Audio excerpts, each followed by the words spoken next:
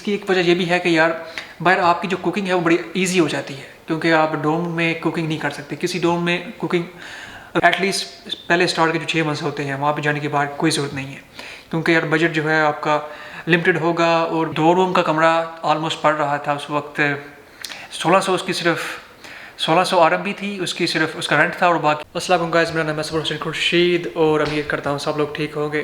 तो जी सवाल आए थे, तो सवाल ये है मुझे इस दफ़ा, एक्चुअली सवाल तो बड़े आते हैं लेकिन वीडियो बनाने का टाइम नहीं मिलता, इसलिए तो इस दफ़ा जो सवाल था, क्योंकि चाइना खुल गया है, हमें काफ़ी देर पहले खुला है चाइना, लेकिन आजकल जो है फ़्लाइट्स वगैरह भी काफ़ी ईजी हो गई हैं, क्योंकि उन्होंने जो इंटरेक्ट फ़्लाइट्स हैं वो भी उन्होंने लो कर दी हैं। अब तो सुनने में ये भी आया है कि जो 8 जनवरी या फिर 7 जनवरी को नेक्स्ट ईयर 2023 में ये जो क्वारंटीन वाला सिस्टम है अभी ख़त्म कर रहे हैं ये।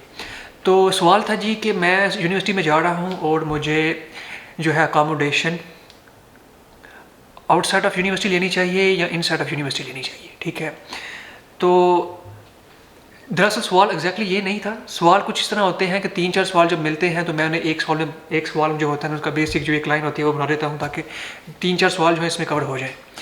तो अब सबसे पहले बात तो ये है कि यार लेट्स से अगर तुम यूनिवर्सिटी में जा रहे हो, अपने बजट के हिसाब से देखो। अगर तुम स्कॉलरशिप पे जा रहे हो, यूनिवर्सिटी आपको हॉस्टल दे रही है, ठीक है, फिर तो यार बेस्ट है आप यूनिवर्सिटी के जो डॉर्मेटरीज है वहाँ पे रहो, कोई ज़रूरत नहीं कि कहीं भी बाहर जाने की। एटलीस्ट पहले स्टार्ट के जो 6 मंथ्स होते हैं वहाँ पे जाने के बाद कोई ज़रूरत नहीं है, क्योंकि यार बजट जो है आपका लिमिटेड होगा और जो आपकी जेब है उसको भी हल्का रहेगा काम। तो अब यहाँ पे सिचुएशन आती है जब डॉर्मेटरीज कुछ यूनिवर्सिटीज़ की बड़ी गंदी किस्म की होती है। इससे मुराद ये है कि यार कभी कभी वो 3-3, 6-6, 3 तो चलो फिर भी कंसिडरेबल एक्सेप्ट बंदा कर लेता है, कभी 4-4 और 6-6 बंदे भी एक छोटे से कमरे में जो है ना वो डाल देते हैं बंदे 4। अब कभी कभार होता ये है कि जो चाइनीज़ हैं वो 6-6, 3-3 जो स्टूडेंट्स होते हैं एक ही डोर्म के जो रूम होता है उसमें डाल देते हैं। और वो जो बेड्स होते हैं वो भी बेड्स नॉर्मल बेड्स नहीं होते, मुझे उनका नाम रहता है कि क्या बोलते हैं उस बेड्स को, मतलब के नीचे उनका टेबल होता है, साथ ही वो जॉइंट ऊपर करके बेड बना होता है बड़ा अजीब किस्म का, साथ ही एक छोटी सी अलमारी होती है कपड़ों के लिए। अगर तो ये वाला सीन है और 4 से 6 बंदे हो एक कमरे के अंदर, तो फिर वहाँ पे इस चीज़ पे आके वहाँ पे ना इत्फाक जो है वो नहीं रहता। क्योंकि होता यह है कि हमारे ग्रुप के अंदर वो हर ग्रुप में यही होता है, एक आधा बंदा जो होता है बड़ा लेजी होता है, ठीक है, एक आधा काम करने वाला होता है, एक आधे ने पढ़ना होता है, और दूसरा जो है ना वो चारों बंदे, आप 4 कह लो या 6 कह लो, बंदे आपस में सही तरीके से मिल नहीं पाते, ठीक है, सफाई का सही तरीके से इंतज़ाम नहीं हो पाता। ये सेम चीज़ हमारे साथ भी हुई थी। तो हमारी जो डॉर्मेटरी थी, मैंने कुछ पहले मंथ वहाँ पर गुजारे थे, तो उसकी तो हालत ही ख़राब थी ना। कभी टॉयलेट वगैरह साफ़ किया, वहाँ पे जो उसकी बालकनी थी डॉर्मेटरी की कचरे के साथ फुल 24 घंटे होती थी। एक दफ़ा तो यूनिवर्सिटी वाले जो है वो चेक करने आ गए हमारी डॉर्मेटरी को, तो मैं सोया हुआ था इस वक्त, तो क्योंकि उनके पास चाबी वगैरह होती है, वो नॉक करते हैं। एक दफ़ा अगर कोई ना खोले तो वो खुद ही डायरेक्ट अंदर आ जाते हैं चेक करने के लिए। उन्होंने नॉक किया, मैं थोड़ा सा उठा, मैं भी परेशान कि यार अब दरवाज़ा खोलूँ, और फिर मुझे थोड़ा शक हुआ कि भाई सिक्योरिटी वाले हैं, ये जो है डॉर्मेटरी चेक करने वाले आए हैं। और मैंने कहा मैं थोड़ा सा ट्राई मारता हूँ सोने की, इन्हें ये लगे कि बंदा बड़ा सोया हुआ है अंदर, या फिर बंदा कोई है ही नहीं है अंदर, तो वापस चले जाएंगे। लेकिन उन बंदों ने दरवाज़ा खोला, अंदर आके वो देखा जी जो हमारी बालकनी थी उसकी बहुत बुरी हालत थी, कचरा, ठीक है, जूस के डब्बे, दूध के डब्बे, जो चीज़ थी वहाँ पे सारी पड़ी हुई थी वहाँ पे। और ऊपर से हमारा जो बेसन था वो भी थोड़ा सा लीक करता था, हमने सही भी नहीं करवाया वो, ना किसी को बताया, तो पानी वहाँ से कह लो कि लीक हो रहा था और सारा का सारा कीचड़ वहाँ पे बना हुआ था एक किस्म का। अब जी वो बंदे अंदर आए हैं, उन्होंने थोड़ा सा चेक किया है, नंबर वगैरह दिए हैं, तो मैंने कुछ नहीं बोला, उन्होंने मुझे देखा, उन्होंने मुझे बात करने की कोशिश की है, लेकिन मैंने बोला मुझे चाइनीज़ नहीं आती भाई, तो वो चले गए बाहर। तो अगर तो ये वाला सिस्टम है, फिर तो ये है कि यार अपनी थोड़ी प्राइवेसी के लिए या फिर अपने ही जो है ना इस चीज़ के लिए, थोड़ा सा क्लीननेस के लिए थोड़ा निकल जाओ बाहर, वरना तो डॉर्मेटरी भी ठीक है। अगर तो आपका चारों बंदों का चार बंदे हो, 6 हो, जितने भी हो, उनका आपस में बनती है, फिर तो यार वेल एंड गुड, वहीं पर रहो, कोई ज़रूरत नहीं है बाहर जाने की, एटलीस्ट 5 से 6 मंथ। अब अगर मेरा पर्सनल ओपिनियन देखा जाए तो यार मेरा पर्सनल ओपिनियन यही है कि यार आपकी जो अकोमोडेशन है वो बाहर होनी चाहिए, ठीक है। ऐसे होता ही है कि आप थोड़े से मोर इंडिपेंडेंट हो जाते हो, क्योंकि अगर आप यूनिवर्सिटी के अंदर हो, मैंने तो ये भी सुनने में आया है कि भाई कुछ यूनिवर्सिटीज़ के अंदर, मेरे ख्याल से चाइनीज़ के साथ होता है, लेकिन फॉरेनर्स के साथ भी ये होता है, वो जो है इलेक्ट्रिसिटी बंद कर देते हैं 11 बजे के बाद, 11 बजे या 12 बजे के बाद वो पूरे डॉर्मेटरी की इलेक्ट्रिसिटी बंद कर देते हैं ताकि हम लोग सो जाओ।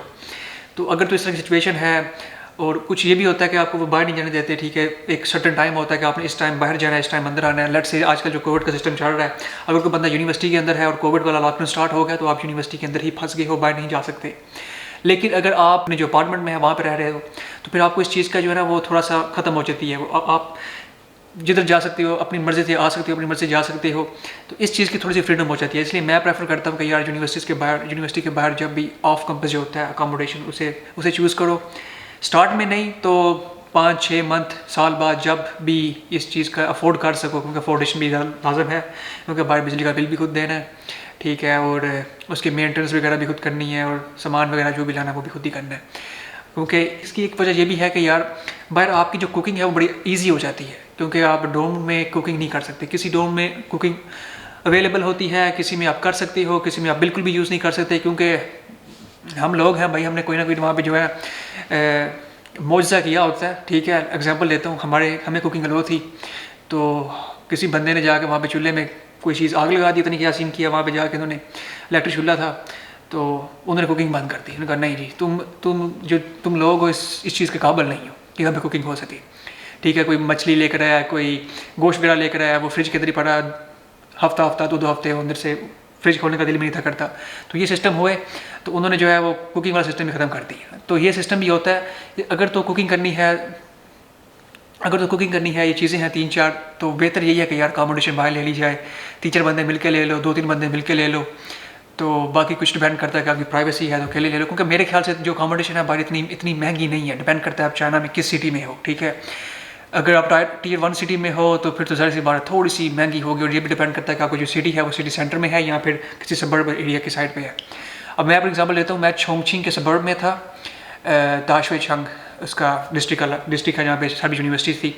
तो हमें 2 रूम का कमरा ऑलमोस्ट पड़ रहा था उस वक्त 1600, उसकी सिर्फ 1600 RMB थी, उसकी सिर्फ उसका रेंट था, और बाकी उसकी जो बिजली पानी और गैस का जो बिल था ऑलमोस्ट कह लो कि 17, 18, 19 तक चल जा सकता था, क्योंकि डिपेंड करता है आप गर्मियों में AC लगाते हो और सर्दियों में हीटर लगाते हो, ये चीज़ें डिपेंड करती हैं। तो ये चीज़ें थी कुछ। मैं तो ये प्रेफर करता हूँ कि यार आप बाहर जाके जो है ना अपने पुरसकून से बाहर अपार्टमेंट में रखो, और 2-3 बंदे मिल के ले लो, क्योंकि कभी कभार 2-3-4 बंदे मिल जाएँ तो वो डोमेटरी से भी सस्ती पड़ जाती है, जो अपार्टमेंट जो होते हैं वो सस्ते पड़ जाते हैं। तो ये थी मेरी पर्सनल राय। तो अगर तो अफोर्ड कर सकते हो फिर तो जाओ यार, अगर नहीं कर सकते तो फिर यूनिवर्सिटी की जो डोमेटरी है जिंदाबाद, ठीक है। तो यही बस बात थी मैंने करनी थी आप लोगों के साथ। अगर कोई और मज़ीद एक और चीज़ की, अगर आपने जो अपार्टमेंट वो ढूंढने हैं, वो ढूंढने किस तरीके से है ये समझ नहीं आ रही यार। मोस्टली होता यह है कि यार आपको कोई ना कोई वहाँ पे एजेंट मिल जाता है, ठीक है, चाइनीज एजेंट मिल जाता है आपको। लेकिन मैंने पहली दफ़ा जो पहला अपार्टमेंट लिया था वो एजेंट के थ्रू लिया था, और जो दूसरा लिया था वो मैंने खुद ढूंढा था, और जो डायरेक्ट जो होता है लैंडलॉर्ड उसके साथ कांटेक्ट किया था। फिर वो जो होता है ना फीस वगैरह से बंदा बच जाता है थोड़ा सा, उसको जो कमीशन देना होता है एजेंट को। खैर कुछ ऐप्स हैं वहाँ पे, अगर मैं आपको दिखाऊंगा नेक्स्ट वीडियो, मेरे ख्याल से मैं बना दूंगा इस चीज़ पे कि यार आपने ढूंढने किस तरीके। अगर आपको इस चीज़ की उम्मीद हो रही है कि जी मैंने खुद ही जाकर ढूंढने हैं, फिर मैं उस पर वीडियो बना दूंगा जी ये एप्लीकेशन है, ठीक है, इसमें जाकर सर्च कर लो। मोस्टली होते सब चाइनीज़ के अंदर ही है, तो आप जाकर सर्च कर लो, मोस्ट आपके फीचर में मिल जाएंगे आपको, तो आप वहाँ पर जाके चेक कर लें, ठीक है। वैसे आपको प्राइस भी बता दूंगा मैं कि जी ये एवरेज प्राइस क्या होती है इन सिटीज़ में और क्या इन जगह में, ठीक है। तो यही थी वीडियो। तो उम्मीद करता हूँ यार आप लोगों को वीडियो पसंद आई होगी यार। कोई ना कोई, अगर तो आप इस वक्त चाइना में हो, चाइना में ये वीडियो देख रहे हो, चाइना में जा रहे हो, किस सिटी में जा रहे हो मुझे लाजम बताओ, किस यूनिवर्सिटी में जा रहे हो ये मुझे लाजम बताओ, और आपका क्या पर्सनल ओपिनियन है कि यार बाहर रहना चाहिए या अंदर रहना चाहिए, ये लाजम बताना मुझे, ठीक है, कमेंट करके नीचे। तो आपको जो है अगली वीडियो में मिलता हूँ मैं, तब तक के लिए अल्लाह हाफिज़।